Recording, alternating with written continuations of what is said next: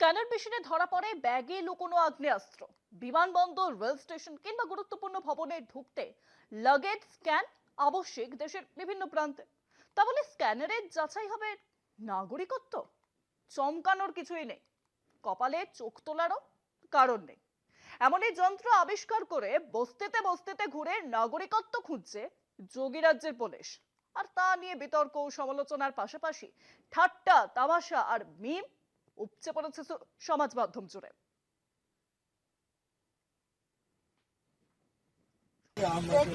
बोलो कहाँ के? बिहार के बांग्लादेश कहाँ से? मशीन तो बांग्लादेश बता रही है। बिहार जो कि हाट अररिया जिला। আবিষ্কারই বটে, কে কোন দেশের নাগরিক বলে দিচ্ছে যন্ত্র। बांग्लादेश मशीन तो बांग्लादेश बता रही है।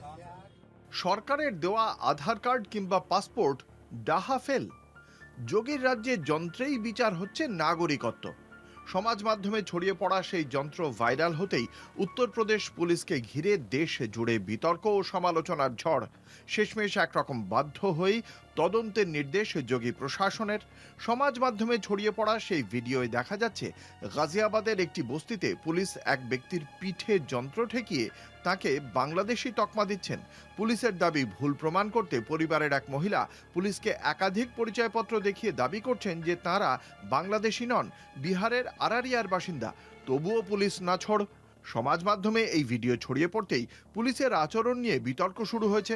যদিও কলকাতা টিভি ওই ভিডিওর সত্যতা পরীক্ষা করেনি।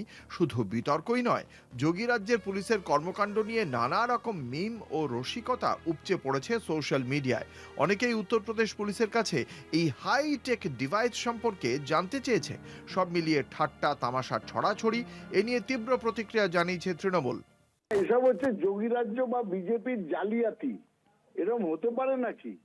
একটা অ্যাপ দিয়ে একজন নাগরিক কি নাগরিক নয়, যার কাছে আধার কার্ড আছে, যার কাছে ভোটার কার্ড আছে, যার কাছে প্যান কার্ড আছে, যার কাছে রেশন কার্ড আছে, এই কোনো ছাড়া মোদির কাছে কি কোনো এক্সট্রা কার্ড আছে? যোগীর কাছে কি কোনো এক্সট্রা পরিচয়পত্র আছে? আমি জিজ্ঞেস করছি। মুখ পুড়িয়ে শেষ পর্যন্ত তদন্তের নির্দেশ দিয়েছে যোগী প্রশাসন। বিভাগীয় সহকর্মীদের কাজ কারবার নিয়ে মুখ না খুললেও বিভিন্ন সূত্র মারফত জানা গিয়েছে 23শে ডিসেম্বর বিহারি মার্কেট এলাকায় র্যাফ নিয়ে কৌশাম্বী থানার পুলিশ ওই তল্লাশি চালাচ্ছিল এবং যিনি যন্ত্র হাতে নাগরিকত্ব যাচাই করছিলেন তার নাম অজয় শর্মা। সেই শর্মাজিই এখন যাবতীয় মিমের মূল চরিত্র। কলকাতা টিভি।